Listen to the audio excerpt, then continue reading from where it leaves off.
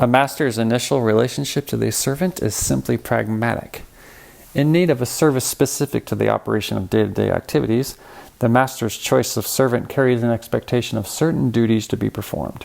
As a result, the servant is careful to provide the necessary elements required of its service and devotion to its master. The servant also provides an ornamental service, so its appearance is extremely important as it acts as a reflection of the master's own sensibilities and tastes. A servant's development starts with analog exploration, prior to any digital intervention, and uses the digital solely as production and fabrication aids rather than design determinants. Final identity of the servant should be resistant to any synthetic aesthetic, instead conveying an analog sensibility. A servant maintains autonomy in context, physically independent of its surroundings. This autonomy is vital to the master's sense of ownership. A servant remains tangible in size, providing suitable spatial volumes, yet careful not to become monolithic.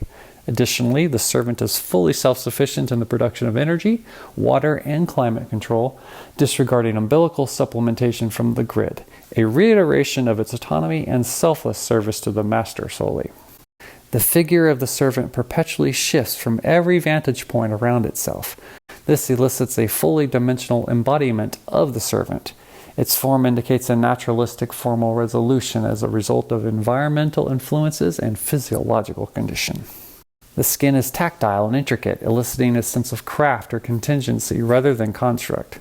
Though subject to particular conditions and influences, exterior language does not necessarily telegraph interior experience.